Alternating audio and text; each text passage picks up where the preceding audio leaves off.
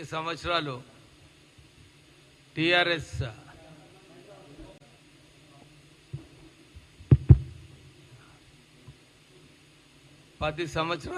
TRS ప్రభుత్వంలో ఉన్నప్పుడు వస్తలేదా?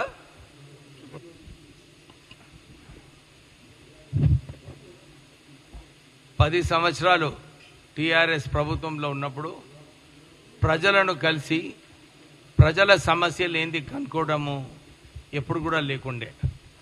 మంత్రులు వస్తుండే, డిస్ట్రిక్ట్లు తిరుగుతుండే, వెళ్ళిపోతుండే. కానీ ప్రజలు వచ్చి కలవడానికి ఆ స్వేచ్ఛ లేకుండే. ఎప్పుడు పోలీసు వాళ్ళు వచ్చి వెళ్ళండి వెళ్ళండి, హరిలో ఉన్నారు మంత్రి గారు, ముఖ్యమంత్రి గారు అయితే ఎవరిని కలిసేదే లేదు. మొన్న మెదక్లో 43 మంది చనిపోయినప్పుడు ఒక్కసారి కూడా ముఖ్యమంత్రి రాలేదు. ఒక బాధ్యత అంటే 43 మంది చనిపోయినప్పుడు ముఖ్యమంత్రి రేవంత్ రెడ్డి గారు ఇమ్మీడియట్లీ 24 గంటలలో రావడం, వారందరికీ కూడా ₹1 కోటి ఇవ్వాలని చెప్పి కంపెనీకి ఆదేశాలు ఇవ్వడం జరిగింది. కొండఘాట్ సంఘటన అయినప్పుడు 66 మంది చనిపోయినారు.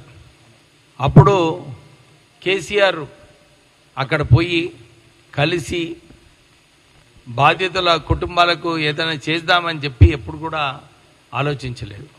కానీ కేటీఆర్ అయితే ముఖ్యమంత్రి గారు రాలేదు, 24 గంటల తర్వాత వచ్చిండని చెప్పి ఆయన ట్వీట్ చేయడం జరిగింది. అంటే టిఆర్ఎస్ హయాంలో వారి ఇష్టారాజ్యంగా వారు చేయడం జరిగింది. రేవంత్ రెడ్డి గారు స్పష్టంగా చెప్పినారు, ప్రజల మధ్యలో ఉండాలి మంత్రులు, ప్రజల సమస్యలు కనుక్కోవాలి, ప్రజలు వారికి ఏ కష్టాలున్నా మనము అధికారులతో మాట్లాడాలి, ఇతర మంత్రులతో మాట్లాడి వారి కష్టాలు దూరం చేయాలని చెప్పి వారు ఆదేశాలు ఇవ్వడం జరిగింది.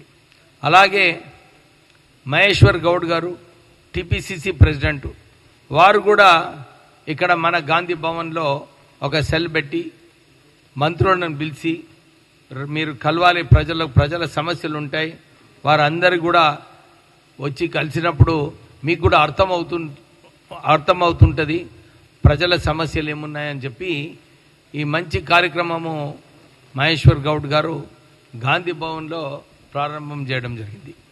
ఈరోజు నేను ఇక్కడ మంత్రిగా కూర్చొని ప్రజల అప్లికేషన్స్ అన్నీ కూడా తీసుకొని ఎక్కడెక్కడ డిపార్ట్మెంట్లో మాట్లాడాలో అందరితో ఫోన్లో మాట్లాడడం జరిగింది. Collector Vikarabad, collector Hyderabad, double bedroom ఇళ్ళ కోసము మాకు లిస్టులో రాలేదని చెప్పి కొన్ని రిప్రజెంటేషన్స్, వికారాబాద్ కలెక్టరేట్లో దళితులు వచ్చి మాకు పట్టాలు ఇచ్చిన ల్యాండ్ని కూడా కొందరు వచ్చి కబ్జా చేయాలని ప్రయత్నం చేస్తున్నారు. టిఆర్ఎస్ హయాంలో లేదు మాకు హక్కున్నది, దళితులకు పట్టాలు క్యాన్సిల్ చేయాలని చెప్పి ఆ రోజులలో వారికి అందరికీ కూడా హింస చేయడం జరిగింది.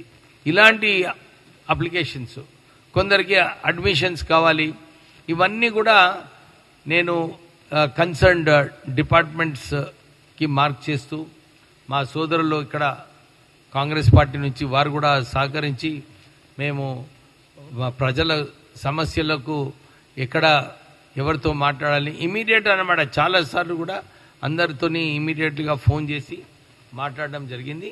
ఇది ఒక మంచి కార్యక్రమము, ఎందుకంటే ప్రజల నాడి తెలుస్తుంది, ప్రజలు ఏమనుకుంటున్నారు ప్రభుత్వం పైన అని.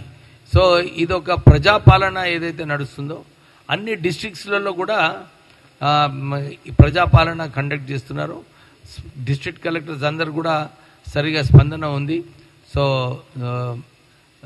ఒకవైపు టిఆర్ఎస్ హయాంలో ఏమైందో మీరు చూస్తున్నారు, ఇప్పుడేమో కాంగ్రెస్ హయాంలో ప్రజాపాలన, డెమోక్రసీ, స్వేచ్ఛ ఏదైతే ఉన్నదో, అప్పుడైతే పోలీస్ ఇష్టం వచ్చినట్టు పోలీస్ వివరించేది. నేను నిజంగా ఒక చిన్న ఎగ్జాంపుల్, చెన్నూరులో అప్పుడు పోలీస్ ఎమ్మెల్యే వచ్చినప్పుడు, చీఫ్ విప్ వచ్చినప్పుడు పోలీస్ వాళ్ళదే హవా నడుస్తుండే. ఎవరికి స్వేచ్ఛ లేకుండా ఎమ్మెల్యేని గెలవనికి. సో ఇప్పటి వరకు మేము 18 నెలల్లో ఎవరి మీద కూడా ఒక కేసు పెట్టలేదు, టీఆర్ఎస్ నాయకుల మీద కూడా కేసు పెట్టలేదు. కేవలము ప్రజల ప్రేమ, ప్రజల ఆదరణ సంపాదించాలని చెప్పి మేము పనిచేస్తున్నాము. సో అందరు ఎమ్మెల్యేలు కూడా ఇదే బాటలో. ఎందుకంటే చాలా చోట్ల మీరు చూస్తున్నారు, రేవంత్ రెడ్డి గారు కూడా ముఖ్యమంత్రిగా ఏ ఇష్యూ పైన కానీ లాంగ్ రోప్ ఇచ్చి దాని ఎవరికైనా వ్యతిరేకంగా మాట్లాడాలనుకున్నా, ఏదైనా చేయాలనుకున్నా కానీ మీరు మీ వ్యూస్ అన్ని